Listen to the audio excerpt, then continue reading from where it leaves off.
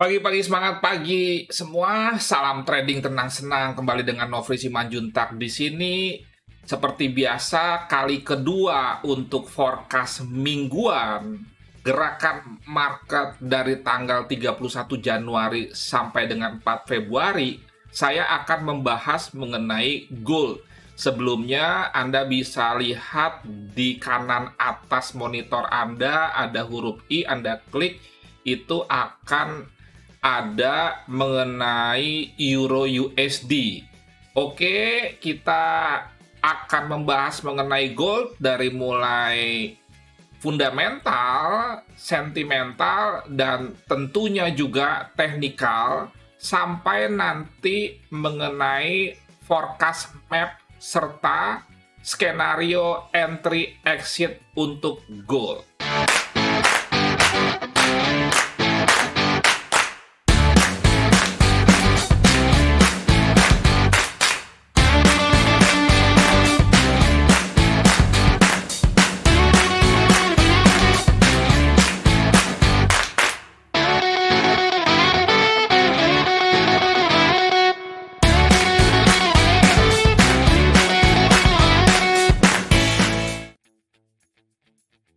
Analisa fundamental berkaitan dengan gold itu mirip seperti Euro USD.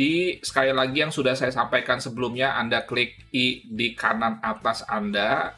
Hanya saja ada beberapa tambahan, yaitu dua hal. Pertama, ternyata Chinese New Year atau Imlek ini tidak mempengaruhi pergerakan harga emas untuk naik. Mungkin karena demand akan perhiasan itu tidak terlalu memiliki porsi yang besar. Seperti sudah saya sampaikan sebelumnya, bahwa demand akan gold itu ada perhiasan, ada untuk memang investasi ETF seperti gold online atau misalkan offline, seperti emas batangan, dan ada juga kebutuhan teknologi serta simpanan emas yang dilakukan oleh bank sentral. Dan kembali tadi saya katakan, saya menemukan ternyata kebutuhan akan emas itu yang tetap memang naik dalam hal perhiasan Imlek itu tidak mempengaruhi harga emas secara keseluruhan, mungkin prosentasenya karena kecil. Kemudian juga ketegangan di Ukraina berkaitan dengan Rusia versus NATO plus Amerika itu juga ternyata geopolitik yang tidak kondusif, tidak juga mengangkat gold. Tetapi ketegangan ini masih terus berlanjut dan tetap masih ada potensi gold menguat dalam kaitannya dengan situasi politik yang saat ini terjadi di Ukraina. Biasanya kalau berkaitan dengan geopolitik, itu pun kalau terpengaruh tidak akan terlalu lama. Jadi, kita kembali fokus dalam kaitannya dengan fundamental sebetulnya ke hari Jumat mendatang. Dan analisa yang saya berikan, itu tidak memperhitungkan NFP yang kita sama sekali memang benar-benar tidak tahu. Dan kita tidak perlu ngotot untuk tahu, karena kalau Anda cek, forecast yang diberikan oleh institusi besar itu pun, terutama berkaitan dengan NFP, sering salah. Sekarang kita masuk ke analisa sentimental. Kalau kita perhatikan kepemilikan institusi besar akan gold itu sebetulnya masih besar persentase longnya. Dan data ini memang belum memperhitungkan pada saat FOMC statement serta kena pengumuman suku bunga yang memang tidak naik. Jadi kepemilikan longnya masih tinggi dan sebetulnya masih ada potensi untuk terjadi kenaikan dari segi sentimental. Sekarang kita masuk ke teknikalnya saja. Kita buka TradingView sebagai salah satu software yang menurut saya terbaik. Saya benar-benar mempromosikan TradingView ini bukan karena dibayar atau apapun, karena saya bukan influencer dalam hal apapun, tetapi memang kalau bagus itu kita share dan kita informasikan ke publik. Kita mulai dari weekly dulu.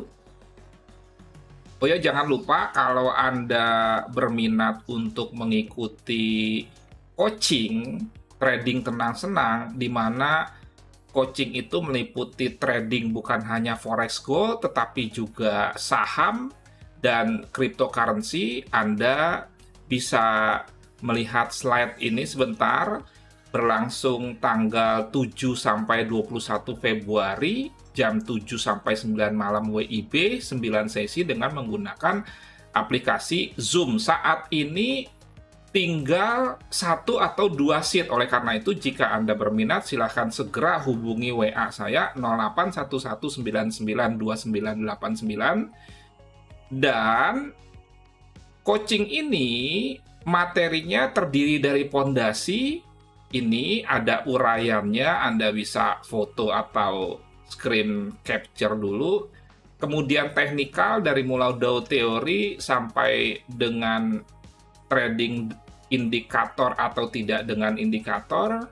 Dan fundamental, Anda akan belajar ekonomi makro, kemudian juga hubungan antara data ekonomi, teori intermarket. Selanjutnya adalah sentimental ini, di mana kita akan mengambil data-data dari CFTC.gov atau Bapepti-nya Amerika, sehingga kita bisa mengetahui transaksi long atau short yang dilakukan oleh institusi besar. Jadi lengkap, bukan hanya teknikal, tetapi juga sampai ke pondasi, termasuk risk and money management, fundamental, dan tentunya sentimental. Kemudian untuk siapa coaching ini?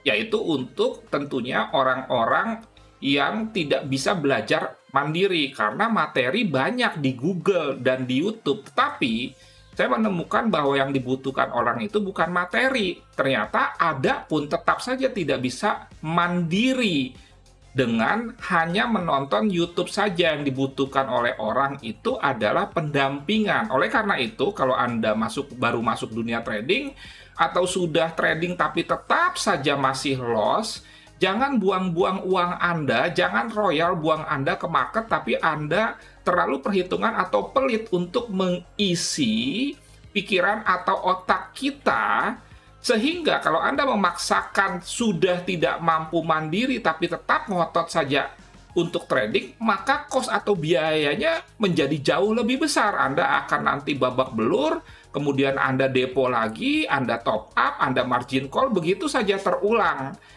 Dan kita harus bisa menjaga supaya uang kita jangan terus-menerus habis. Sekali lagi, belajarlah dan berlatih dulu.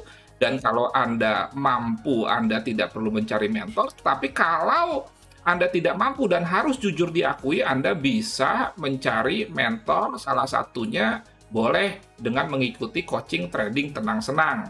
Kemudian fasilitasnya adalah lifetime support. Anda disupport seumur hidup, Anda bisa receipt berulang-ulang, kemudian bisa dicicil melalui Tokopedia.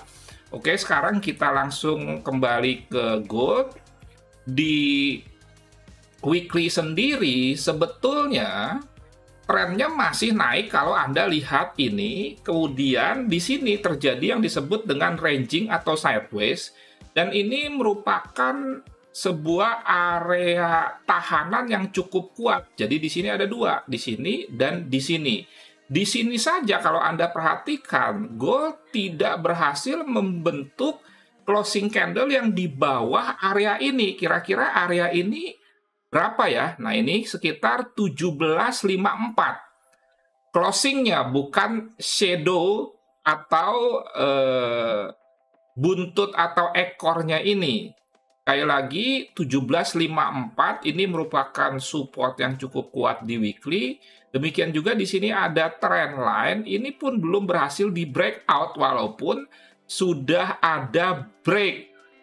Ingat, yang penting adalah closing candle-nya, bukan shadow-nya. Sehingga kalau kita perhatikan long term, potensi untuk naik itu masih tetap terjaga. Dan kita turunkan ke daily.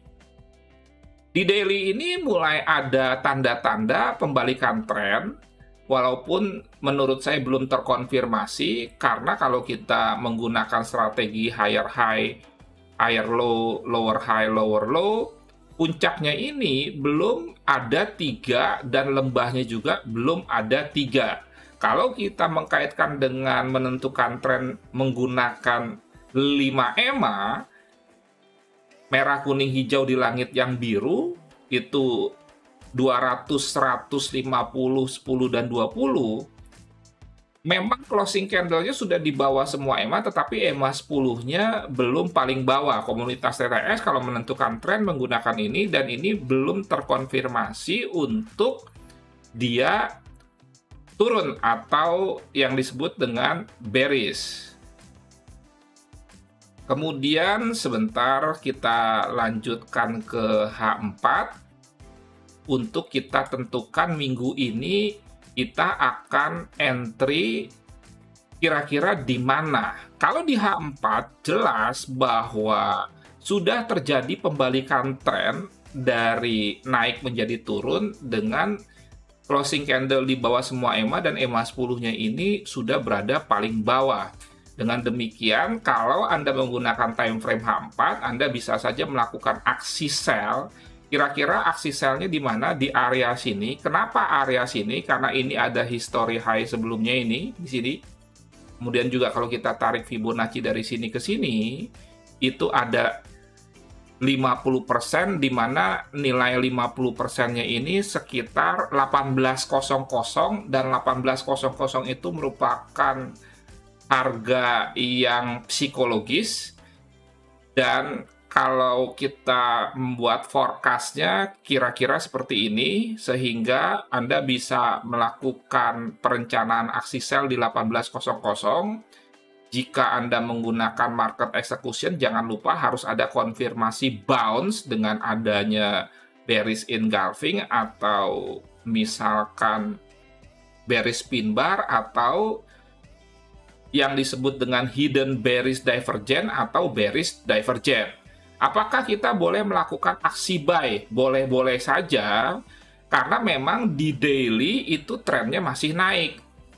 Kira-kira kita mau melakukan aksi buy di mana? Kalau saya menyarankan kepada Anda, tunggu dia turun dulu ke sini, ya, baru Anda melakukan aksi buy. Kira-kira seperti ini. Dan sekali lagi, tradinglah dengan bijak, jaga lot Anda supaya tidak berlebihan, selalu menginput stop loss, dan jangan melakukan averaging jika Anda tidak paham di instrumen investasi yang memiliki leverage.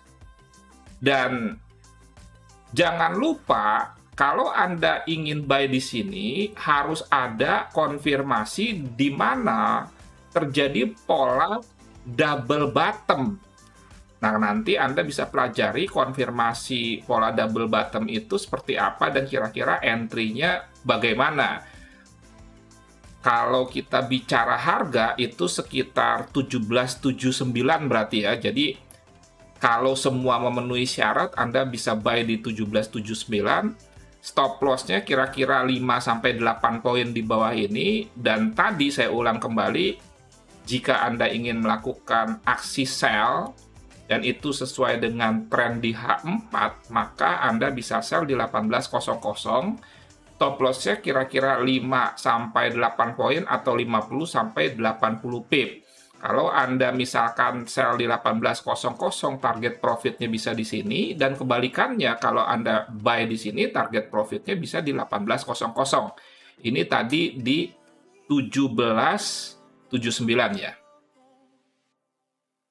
Cukup jelas kira-kira skenario kita untuk entry.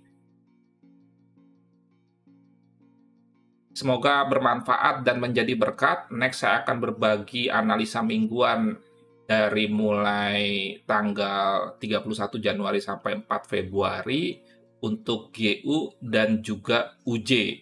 Sekali lagi, kalau memang Anda mengutamakan keamanan dan tidak terkait dengan news, maka trading yang dilakukan ini terhitung sampai dengan sebelum NFP. Karena kalau NFP, segala support and resistance bisa saja di breakout. Sampai jumpa di kesempatan berikutnya. Nofri Simanjuntak.